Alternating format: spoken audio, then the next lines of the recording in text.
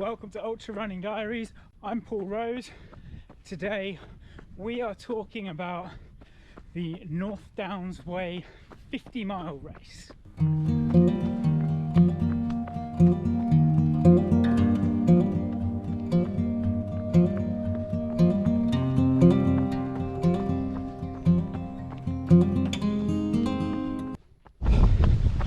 So over the weekend I did actually record quite a comprehensive kind of before and after of the North Downs Way 50. I went through kind of kit and nutrition and the various different kind of prep and recovery that I was doing, and for some reason the footage that has come out is awful. The GoPro seems to have sliced single videos into multiple videos and left kind of big empty gaps, so when you paste them back together they don't make any sense. So I don't know why it's done that. Hopefully it doesn't do that now. But yeah, so today I can't really do pre of a race that I did 4 days ago, but I will run through the race and yeah, we'll do a bit of a North Downs 50 review. So as I say, the race was now 4 days ago. This is my second recovery, we'll call it a recovery outing. Run would be overstating it a bit. So yeah, legs are on their way back. There's still a way to go. My watch claims I'm 100% recovered. My watch is talking shit. So yeah, there's a bit of soreness still. Soreness is probably overplaying it as well. Bit of kind of heaviness in my quads still. Rest of my legs feel all right. Still sleeping like a baby, which is great. I reckon I could easily go to bed at 8 PM and stay asleep till 8 AM if I wanted to, but well, life doesn't really allow that on a weekday. So yeah, that's kind of briefly where we are at the moment in terms of recovery.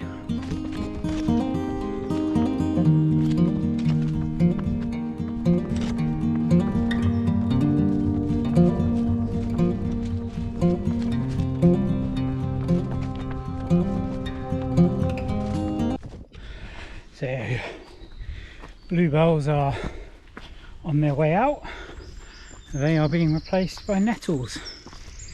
Yay! Yeah, that's how it goes. So yeah, that's kind of my recovery. I'd say we're at about 60 to 70% at the moment. So well on the way. I can do things like come out for these super easy recovery runs. If you asked me to do a load of squats, wouldn't be happening.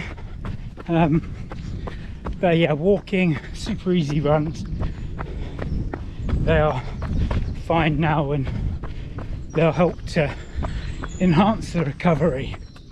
But how about the race itself? Well, yeah, it was good. I would definitely recommend Centurion's North Downs Way 50.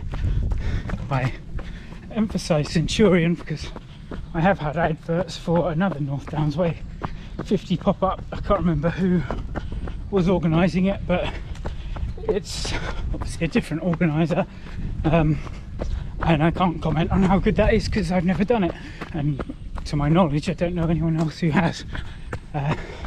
Yeah, Centurion's event was good. As I said way back in the very first one of these videos I did, my goal for this event was to go under 10 hours. My previous fastest 50 miler being about 10 and a half at the White Horse 50 in Wiltshire, I want to say. Starts and finishes in Marlborough, so if that's in Wiltshire, it's in Wiltshire. Yeah, and I went round and finished in just over 9.5 hours, so very happy with that. An hour off the PB and well inside the goal time. Now obviously things weren't perfect. There are lessons to be taken away, both in terms of positives and negatives. But I mentioned lessons, takeaways, so let's start with the positives. Positives are, I think I've got my pacing pretty much spot on. I went into it basically with the aim of start at around 10-minute mile pace, knowing the biggest hill, the hardest section was around halfway, around 24-25 miles in, and the second half in general was harder than the first. So if I go out about 10, I would slow down for the hills and I could hopefully average about 12-minute miles over the second half, and that would bring me in under 10 hours. The 10-minute mile over 50 miles is 8 hours 20 pace, so I was hoping I'd do enough of that slowing down in the second half wouldn't be a big problem. My average pace would come out fast enough to go under 10. So I stuck to the 10, got to halfway. I think I was about 5 minutes down. I'm going the wrong way here. Yeah, I think I was about 5 minutes down, but that was mainly because of a toilet stop at the second checkpoint. So it's kind of one of those things, not much you can do about that. So yeah, and obviously pace was good because I came in at 9.5 hours, which is clearly less than 10. So that for me was the big positive. Negatives, I thought I was well organised the night before, but then the way I was rushing on the morning of the race and the fact I only just made it to the starting time would suggest otherwise. So yeah, a bit more work to be done on the organisation side of things. Here we go. And the other is feeling sick. Again, from about halfway, pushing myself up Box Hill, and got to, okay, path disappeared again. Got to about 25 miles and, or 26 miles, about marathon point, and I did feel quite sick. I also knew from the colour of my wee I was quite dehydrated, so I needed to be taking things on. Feeling sick obviously makes that a bit harder to do, and obviously I can't be certain whether I was feeling sick because I was dehydrated and hadn't taken enough on in the first half. I suspect that may have been part of it, probably quite a big part of it, particularly as it was hotter on Saturday than I've kind of been used to running in this year, so that obviously has an impact on particularly fluid intake requirements. So yeah, I need to have a look at my kind of nutrition strategy a little bit and probably play around with some different ideas over the next 6 weeks or so. That's probably the big negative. I wouldn't say it's that big really. So big picture, where are we in terms of the Lakeland 100? So it's 10 weeks to go now, or it was 10 weeks ago at the weekend, so I guess it's now 9.5 weeks to go. After the recce trip in the lakes, so the last video, episode 5, that was a bit of a, I think I called it a wake-up call, and it was a little bit of a confidence blow as well, because it was really hard. See, I knew it was going to be hard. You don't go and run 35 miles in the Lake District and have it be easy. You certainly don't go and run 100 miles in the Lake District and have it be easy. But it was harder than I expected it to be. So that was a little bit of a dent in my ego, if you like. Running a good 50 miles at the weekend, maintaining pace. So I mean, once I got into flatter sections at the end, I was still able to get fairly close to the pace I'd set at the start. Don't get me wrong, it was very easy at the start and very hard at the end, so it wasn't like I was running on fresh legs, but I was able to do it whilst clearly running a faster time than I've ever run over that distance before. So it's good to know that I have got the fitness, and as I said in the video after that lakes trip, a big thing I need to be working on is strength, and I think maybe I need to try and have a look at running technique as well. So I feel like I may have started running in a style where my quads really dominate what I'm doing. My calves, hamstrings, glutes, none of them have really felt anything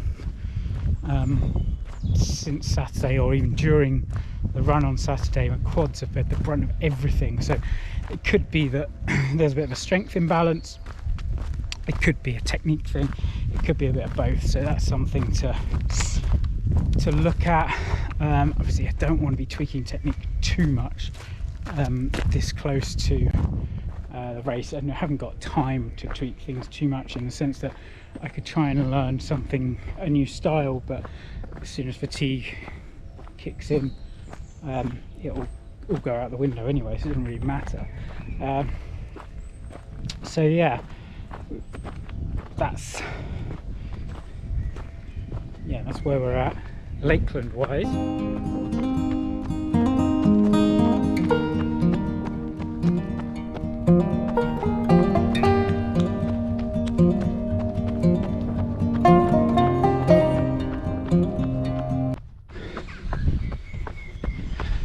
So yeah, we've now got, as I say, just under 10 weeks to go, so 6 or 7 weeks of proper training, and then I'll be into the taper. No big races between now and then. I am going to Centurion's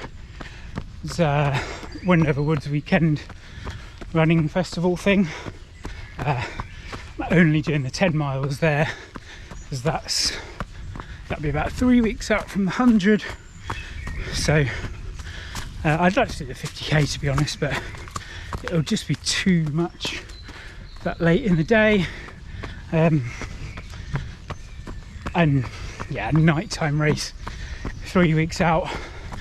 I'd rather not take the risk of it, a silly fall and getting injured as well. So yeah, I'll be doing the 10 mile there, and I might find some little local like 10k's and stuff, just to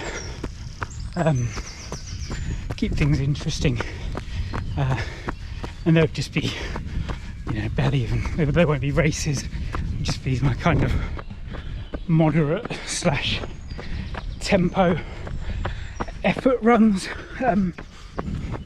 but doing them in a setting that isn't just me on my own in the woods like now.